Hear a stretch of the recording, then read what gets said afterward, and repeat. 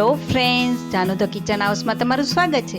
આજે આપણે સરસ મજાની એક નંગ બટેકામાંથી સરસ મજાની રેસીપી બનાવવાના છે। હજુ સુધી જો તમે મારી ચેનલને સબસ્ક્રાઇબ ના કરી હોય તો મારી ચેનલ ખૂબ ઝડપથી સબસ્ક્રાઇબ કરજો, લાઇક કરજો, શેર કરજો। તો ચાલો જોઈ લઈએ રેસીપી। સૌપ્રથમ આપણે એક મિક્સિંગ બાઉલ લેવાનું છે। તેમાં મેં અત્યારે 4 નંગ બટેકા લીધેલા છે, બાફેલા છે। હવે તેને આવી રીતના ખમણીની મદદથી ખમણી લેવાના છે, એટલે સરસ મજાનો મેશ થઈ જશે, ગોટલી જરા પણ નહીં રહે।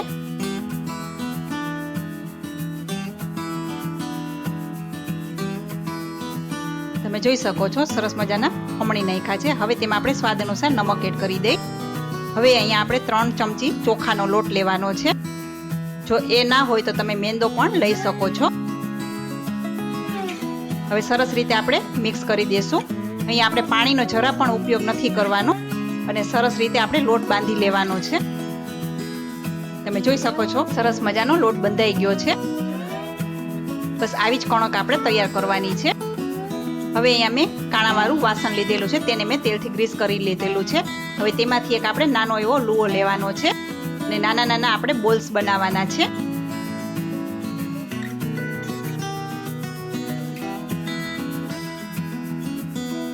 હવે તેને આપણે તેમાં મૂકી દઈશું। તેવી રીતે આપણે બધા બોલ્સ તૈયાર કરી લેવાના છે। હવે અહીંયા સ્ટીમર પણ ગરમ થઈ ગયું છે, તેમાં આપણે તેને મૂકી દઈશું। હવે ઢાંકણ ઢાંકીને આપણે 10 મિનિટ માટે તેને સ્ટીમ થવા દેવાના છે।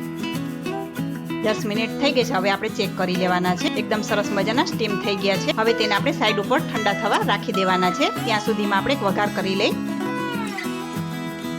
એક પેન મૂકવાનું છે, તેમાં આપણે 3 થી 4 ચમચી જેટલું તેલ એડ કરવાનું છે। તેલ આવી જાય એટલે આપણે અહીંયા 2 ચમચી ઝીણું લસણ કાપેલું છે, એકદમ બારીક તેને આપણે એડ કરી દેવાનું છે। 2 ચમચી જેટલું મેં લીધેલું છે। આદુની કટકી પણ મેં ઝીણી ઝીણી કરેલી છે, તે પણ આપણે 2 ચમચી જેટલી લેવાની છે અને બંનેને સરસ રીતે આપણે સાંતળી લેશું। હા, તમને મારો વિડીયો અને મારી રેસીપી કેવી લાગે છે તે કોમેન્ટ બોક્સમાં જરૂરથી જણાવજો।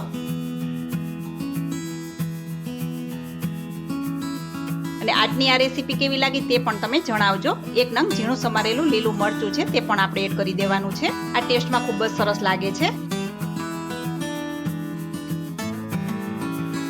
હવે મેં ડુંગળી લીધેલી છે, તેને મેં આવી રીતના ચોરસ કટિંગ કરીને રાખેલી છે, તે આપણે 1 વાટકી જેટલી એડ કરી દેવાની છે અને સરસ રીતે સાંતળી લેશું। કોબીજના મંચુરિયન મેં રેસીપી મૂકેલી છે, તમે યુટ્યુબમાં જઈને મારી ચેનલને તમે સબસ્ક્રાઇબ કરશો એટલે તેમાં દેખાશે।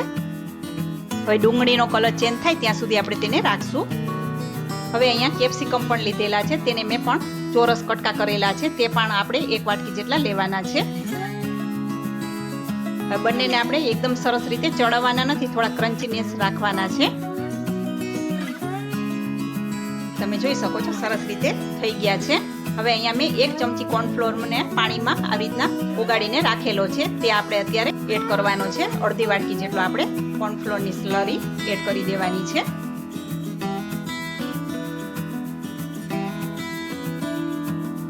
અહીંયા મેં ટમેટા સોસ લીધેલો છે, તે આપણે અત્યારે 2 ચમચી જેટલો એડ કરી દેવાનો છે। સોયા સોસ લીધેલો છે, તે આપણે અત્યારે 1 ચમચી જેટલો એડ કરવાનો છે। રેડ ચીલી સોસ છે, તે પણ આપણે 1 ચમચી જેટલો એડ કરવાનો છે અને સરસ રીતે આપણે મિક્સ કરી દઈશું। ગેસ આપણે ધીમો જ રાખવાનો છે, થોડીક વારમાં તે ઘટ થવા લાગશે, તમે જોઈ શકો છો। અહીંયા મેં થોડું પાણી ઉમેરેલું છે।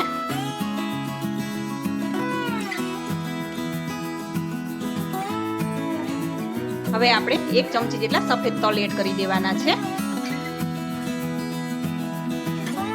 સ્વાદ અનુસાર નમક એડ કરવાનું છે અને અહીંયા લીલી ડુંગળી લીધેલી છે, તે પણ આપણે 2 ચમચી જેટલી અત્યારે એડ કરી દેવાની છે।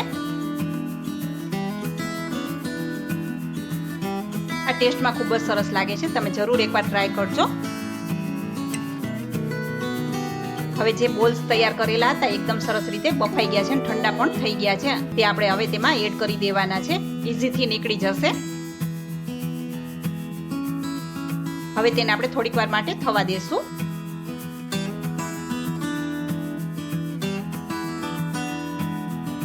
હવે સરસ રીતે આ થઈ ગયું છે, તમે જોઈ શકો છો।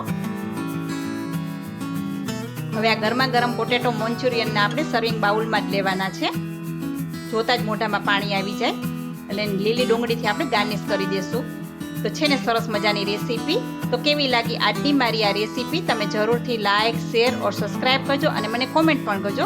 ફરી જ મળીશું આવી જ અવનવી રેસીપી સાથે. ત્યાં સુધી આવજો.